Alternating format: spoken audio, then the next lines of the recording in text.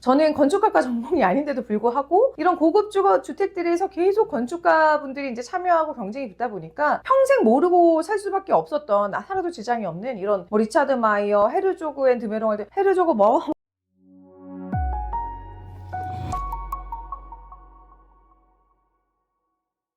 안녕하세요. 부자집TV의 서울민입니다. 지난 시간에는 슈퍼 하이엔드 시장의 첫 번째 이야기를 들려드렸는데요. 오늘도 그 이야기를 이어서 한번 해볼까 합니다. 오늘은 어떤 이야기를 한번 또 해보면 좋을까요? 지난 시간에 그 슈퍼하이엔드 시장의 세대수와 관련한 특징들을 좀 얘기해 주셨는데, 네. 오늘은 그 세대수 관련 특징 말고 좀 더 다른 이야기를 해보면 어떨까요? 다른 이야기? 네, 좋습니다. 지난 시간에 말씀드렸던 특징 중에 이제 세대수를 이야기했다고 하면은 사실 그 외에도 여러 가지의 특징들이 또 슈퍼하이엔드 상품들에는 있는데요. 첫 번째는 입지를 말씀드릴 수가 있습니다. 입지라고 하면 우리가 흔히 생각하는 아파트 시장에서의 입지를 생각하실 것 같은데요. 아파트 시장에서의 입지는 첫 번째는 뭐 지하철이 가까워야 된다, 버스 정류장이 가까워야 된다, 교통이 첫 번째고, 두 번째는 뭐 학원가에 있느냐, 뭐 파락군이냐, 학군이 좋으냐, 이런 것들로 크게 교통과 학군을 우리가 생각하는 좋은 입지라고 하는데요. 이 하이엔드 시장에서의 입지는 좀 그와는 좀 다릅니다. 첫 번째는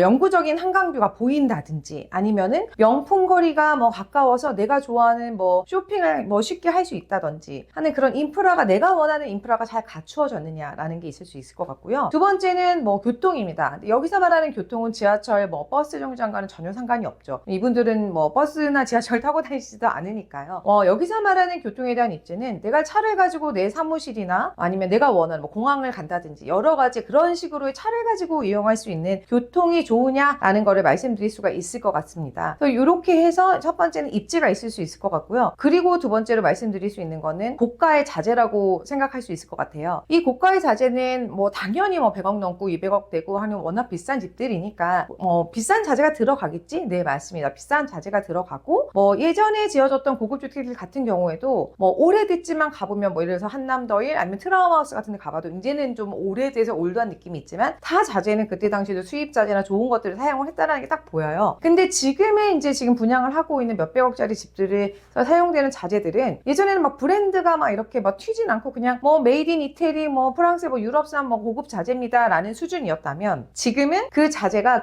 왜냐면 뭐 수입 자재 중에서도 뭐 등급이 있을 거 아니에요. 뭐 그 중에서 상중하가 있다라고 하면 좀 더 좋은 거, 예전에는 뭐 중간 정도의 자재를 썼다라고 하면은 이제는 그보다 더 좋은 거, 그러니까 최상의 자재들로 계속 올라가고 있는 것 같아요. 그렇게 해서 자재 경쟁이 있으면서, 그리고 또 하나는 이제 막 브랜드들도 아주 뭐 이름만 들면 알 것 같은 전 세계적으로 완전 탑티어에 있는 자재들 쓰고 있다. 이렇게 해서 이제 고가의 자재들을 사용하고 있다는 거 말씀드릴 수 있을 것 같고요. 이렇게 고가의 완전 최고가의 자재들이 이제 들어오다 보니 자연스럽게 이거는 커스터마이징과도 또 연결이 됩니다. 커스터마이징은 말씀을 드리자면, 저희가 사는 이제 뭐 일반적인 아파트 시장에서는 다 지어지고 똑같은 구조잖아요. 예전에 지어졌던 고급 주택들 같은 경우도 사실 선택의 폭이 많진 않았어요. 고가의 자재들이 들어갑니다. 아니면 뭐 브랜드가 아예 딱 정해지는 거죠. 뭐 마루는 뭐가 들어가고, 뭐 예를 들어서 주방 가구는 뭐가 들어가고, 그냥 이러한 좋은 자재들이 들어갑니다. 아, 그렇군요 하고 그 정도의 선에서 끝났기 때문에 집을 가보면 다 똑같은 자재들로 이루어져 있어요. 내가 뜯어내서 인테리어를 하지 않는 한은. 근데 지금은 이 커스터마이징이 되면서 모든 걸 이제 맞춤식으로 가기 시작을 한 거죠. 이것도 사실은 뭐 17년에서 한 19년 사이에 분양을 했던 이제 하이엔드 상품들 같은 경우는 뭐 옵션이 있긴 하지만 그렇게 많진 않았어요. 예를 들어서 뭐 바드를 우드였는데 이거를 뭐 대리석으로 바꿀 수 있다라던가 한 뭐 2가지나 3가지 정도? 그 다음에 뭐 이런 주택들은 대부분 기둥식으로 지어지다 보니까 약간의 뭐 이런 거를 방 하나로 바꿔드릴 수 있다, 있는 거를 가벽을 쳐서 뭐 이런 서재로 좀 해드릴 수 있다 정도의 약간의 이제 커스터마이징이 됐었다라고 하면, 지금은 완전히 이제 그러니까 커스터마이징 수준이 굉장히 넓어진 거죠. 그리고 예전에는 그렇게 2-3가지 옵션을 선택했다라고 하면 그래도 펜트하우스는 아주 제일 비쌌기 때문에 뭐 200억, 300억씩 갔기 때문에 그거에 대해서 맞춤식 커스터마이징이 펜트하우스는 훨씬 더 자유로웠어요. 근데 지금은 이게 펜트하우스만 가능했던 수준들이 일반의 기준층 세대들까지도 이제 내려와서 훨씬 더 나만의 단독주택을 짓듯이 아주 이게 맞춤식으로 서비스가 훨씬 더 넓어지게 된 거죠. 그러다 보니까 예를 들어서 남산허프하우스 같은 경우는 뭐 내가 계약을 한 이후에는 아예 전담으로 그 설계 단계부터 1:1로 맞춤식 서비스를 해서 설계에 들어가서 이제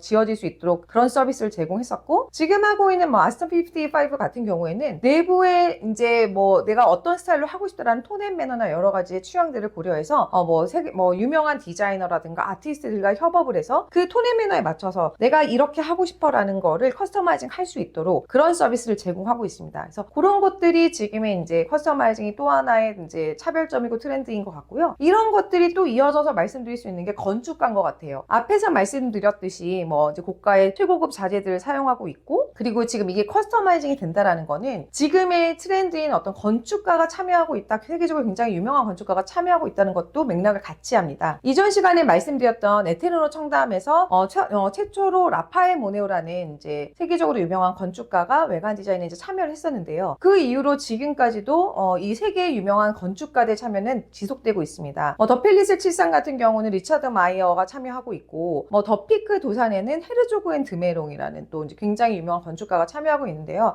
사실 이거는 약간 사담이지만 저는 건축학과 전공이 아닌데도 불구하고 이런 고급 주택들에서 계속 건축가 분들이 이제 참여하고 경쟁이 붙다 보니까 평생 모르고 살 수밖에 없었던, 살아도 지장이 없는 이런 뭐 리차드 마이어, 헤르조그 앤 드메롱 할 때 헤르조그 뭐 이름조차도 처음에 너무 낯설어서 잘 배워지지 않았던 이런 세계적인 거장들이 계속 참여하고 있다는 점입니다.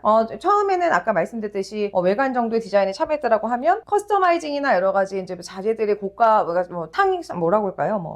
상향 평준화까지는 아니죠. 오히려 상향화가 점점 되면서 이런 것들이 맞물려서 이제 단순히 집이 아닌 어떤 예술 작품처럼 가고 있는 게 아닌가라는 이제 생각이 들고 있습니다. 그 다음 특징으로는 호화주택입니다. 호화주택은 단층 기준으로는 245제곱미터, 복층 기준으로는 274제곱미터, 각각 약 74평 그리고 83평이 넘어가게 되면은 취득세가 중과가 되는 건데요. 이 규제는 굉장히 아주 오래전에 만들어진 규제예요. 근데 지금은 시대가 2020년이 이제 넘어가서 많이 이제 시대가 왔음에도 불구하고 이 규제는 바뀌어지고 있지 않아서 지금의 이제 하이엔드 상품들이 계속 나오다 보니 이 틀에 갇힐 수밖에 없는 거죠. 왜냐면은 단층 기준으로 74평, 복층 83평이 한 평이라도 넘어가게 되면 이제 취득세가 이제 엄청나게 비싸지는 거예요. 예를 들어서 내가 집을 100억 주고 샀다라고 하면 취득세를 3억 5천만 내면 되는데, 이게 이제 호화주택으로 간주되게 되면 12, 13% 12억, 13억 정도로 엄청나게 이제 많이 내야 되는 거죠. 그러다 보니까 설계 단계에서부터도 이 면적이 호화주택이 되지 않게끔 이제 굉장히 이제 고심을 하면서 설계를 합니다. 그러다 보니 이제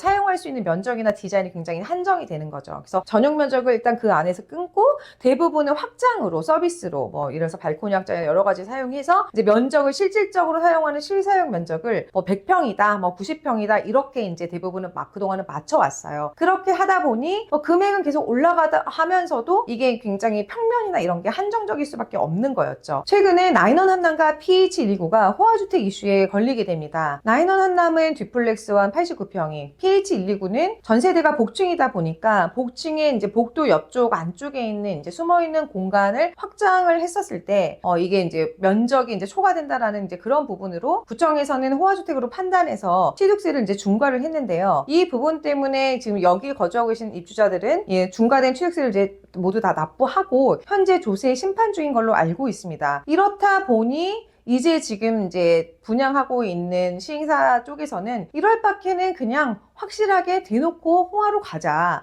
면적 작게 해서 골머리 쌓아가면서 그렇게 하지 말고도 금액도 지금 점점 100억이 아니고 200억, 300억, 400억, 500억까지 굉장히 고가로 가고 있잖아요. 그거에 걸맞게 아예 호화롭게 가자라고 해서 지금은 전용 면적이 나오는 걸 보면 120평, 150평, 90평 전용 면적 자체가 아예 그 기준의 면적을 넘어서고 거기에 이제 플러스 알파인 서비스 면적까지 더해지면서 실사용 면적이 200평, 300평, 그 이상까지도 단독주택만으로도 나오기가 어려운 면적들이 지금의 이제 슈퍼하이엔드 상품들에서 나오고 있는 어떤 트렌드라고 볼 수 있습니다. 이 부분은 이전에 말씀드렸던 특징인 초고가 이제 자재들을 사용하고 지금 커스터마이징이 된다라는 거, 그리고 세계적으로 유명 건축가들의 참여와 맞물려 결국은 이제 면적조차 호화로 가면서 단순하게 그냥 이게 슈퍼하이엔드 상품을 샀었을 때는 내가 사는 그냥 집만 산다라기보다는 어떤 예술 작품을 산다? 라는 개념으로 가고 있는 과정이 아닐까라는 생각이 들어요. 그러다 보니 향후의 트렌드는 명품 브랜드와의 콜라보가 아닐까 싶은데요. 두바이의 알마니 레지던스나 마이애미의 포르쉐 타워처럼 기존에 있던 명품 브랜드들도 옷백 구두와 자동차와 같은 전통적인 비즈니스에서 벗어나 라이프 스타일을 아우르는 방향으로 최근 확장하고 있는 추세인데요. 한국에서도 곧 명품 브랜드와의 협업을 한 슈퍼 하이엔드의 상품이 선보일 예정입니다. 이 부분은 다음 컨텐츠에서 다뤄보도록 하겠습니다. 지금 하이엔드 시장이 분양가 뭐 네. 200억, 300억 시대인데 실제로 이런 비싼 상품들이 실제로 분양이 잘 되고 있나요? 그리고 가격이 약간 거품이라는 얘기도 많은데 이 부분에 대해서는 어떻게 생각하세요? 네, 대략적인 분양률에 대해서는 알고 있고요. 하지만 정확한 분양률은 시행사와 신탁사만이 알고 있겠죠. 그리고 이제 금액에 거품이 있다라는 부분에 대해서는 사실 비싸다라는 부분에 대해서는 저도 공감을 합니다. 근데 이런 슈퍼 하이엔드의 상품들을 짓는 땅들은 굉장히 또 한정적이에요. 청담동 아니면 한남동이 가장 이제 선호하는 지역이고 좀 더 확장하면 강남 지역인데 땅들이 워낙 별로 없기 때문에 땅값은 지금도 떨어지지 않고 있습니다. 그리고 또 코로나 시기를 지나면서 자재비라든가 인건비들이 워낙 많이 올랐죠. 여러 가지 이런 인플레이션을 근데 고려한다 치더라도 비싸다? 뭐 그렇게 거품이 껴있다? 이거는 저 역시도 사실 많이 공감합니다. 근데 또 뒤집어서 생각을 해보면 그러니까 결국은 땅값도 비싸, 건축비도 비싸, 그리고 미래 가치가 이렇대. 이러니까 시행사 이윤을 남겨. 그러면 결국은 1 플러스 1 플러스 1 플러스 1은 4가 돼야 되는 거 아니야? 라고 생각하실 수 있는데 지금 보시면은 4가 아니라 10이 되는 거겠죠? 그럼 그 사이에 이제 6은 뭐냐? 저는 이 중간에 들어가는 이 6이 플러스 알파가 결국에는 있다라고 생각이 듭니다. 그럼 이 플러스 알파는 뭐냐? 이 부분은 결국은 이러한 상품들을 갈구하는 사고 싶어 하시는 분들의 어떤 욕망? 그러니까 차별화된 거. 나만의 것을 갖고 싶고 나는 좀 남들과는 달라야 되고 그리고 막 좀 프라이빗해야 돼 라고 생각을 하는 그런 인간에 대한 욕망을 자극하는 상품이 이런 하이엔드의 상품이 아닐까 싶어요. 사실 일반적인 아파트의 상품을 보자고 하면 아까 앞서 말씀드렸듯이 대단지의 커뮤니티도 있고 교통도 좋고 다 좋아. 그리고 아파트의 평면 같은 경우에는 20평, 30평대의 아파트 평면을 한번 생각해 보세요. 사실 안 보고도 우리 살 수 있잖아요. 약간의 차이는 있지만 큰 틀은 다르지 않은 설계의 도면을 가지고 있기 때문에 그런 걸로는 내가 자이에 살든 네가 레미안에 살든 사실은 그렇게 큰 차별화가 아니라 비슷한 상품에 살고 있는 30억대의 20평 아파트를 살고 있는 원 오브 댐이 될 수밖에 없는 거죠. 너도 비슷하고 나도 비슷하고. 하지만 이런 초고가의 주택들은 결국 이런 차별화를 너무나 원하는 자산가들의 욕망을 잘 타겟팅을 해서 마케팅을 잘 했기 때문에 그 플러스 알파를 얹어서 비싼 금액으로 분양을 할 수 있는 게 아닐까라는 생각이 듭니다. 그리고 전 세계적으로 4차 산업혁명을 겪으면서 다양한 방법으로 돈을 버는 신흥 부자들이 점차 많아지고 있는데요. 그래서 이런 초고가 주택들을 매입하시는 분들을 살펴보면 기존의 전통적인 부자인 올드머니들보다는 뉴머니 신흥 부자들이 매수를 많이 하고 있는 추세입니다.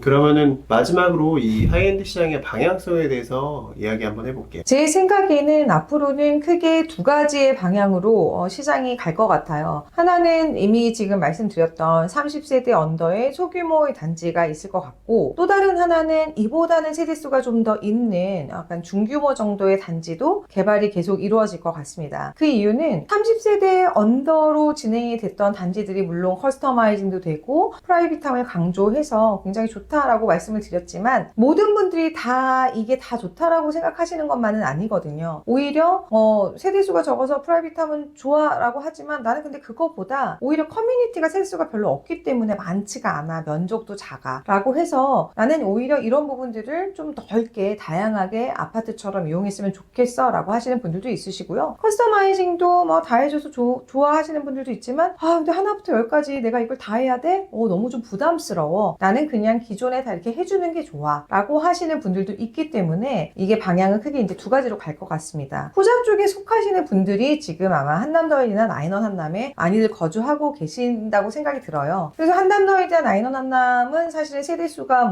600세대, 341세대고 커뮤니티가 워낙 잘 되어 있어서 호텔 회원권이나 여러 가지 그런 피트니스 회원권을 가지고 계신 분들도 너무 잘 되어 있는 커뮤니티 때문에 굳이 그걸 자주 이용하지 않는다는 분들도 꽤 많으시더라고요. 최근에 분양하고 있는 슈퍼 하이엔드의 상품들을 살펴보면 포제스 한강이 128세대, 브라이튼 N40이 148세대, 르엘 어퍼하우스가 222세대, 그리고 다들 기다리고 계시는 더 파크사이드 서울의 안에 있는 아파트 레지던스가 한 420세대 정도가 됩니다. 이렇게 볼 때 지금 이렇게 단지형으로 구성된 경우에는 몇천 세대까지는 아니지만 100세대에서 대략 500세대 정도로 약간 중규모 정도의 단지를 갖추면서 적당한 커뮤니티를 가지고 있다고 볼 수 있을 것 같아요. 근데 지금 요즘 뉴스를 보면 PF 시장이 굉장히 불안정해서 여러 가지 이슈들이 많은데 이런 초고가 주택 시장이 안정적으로 진행이 잘 될까요? PF의 상황은 실제로 그렇게 좋진 않은 것 같습니다. 청담동에서 진행하던 한 프로젝트는 PF 연장이 되지 않아 공매까지 넘어갔다가 가까스로 대주단하고 합의를 해서 다시 지금 재진행하고 있기도 하고요. 근데 반면 또 어떤 현장은 최근에 분양을 시작을 했는데 반응이 매우 좋아서 빠르게 분양률이 올라가고 있는 현장도 있습니다. 이렇게 볼 때 앞으로의 진행이 무조건 잘 될 거다, 아니면 무조건 다 안 될 거다라고 말씀드리기는 어려울 것 같아요. 개인적으로는 현재 진행하고 있는 프로젝트들이 잘 마무리가 되어서 에트노 청담이나 파르크 한남처럼 입주하는 모습을 보고 싶습니다. 여러분들은 어떠신가요? 저희 부자집TV와 함께 하이엔드 시장 상황이 어떻게 흘러갈지 지켜보시는 건 어떨까요? 이렇게 해서 하이엔드 시장의 두 번째 이야기를 모두 다 들려드렸는데요. 오늘 이야기가 재미있으셨다면 구독과 좋아요, 알림 설정 부탁드립니다. 감사합니다.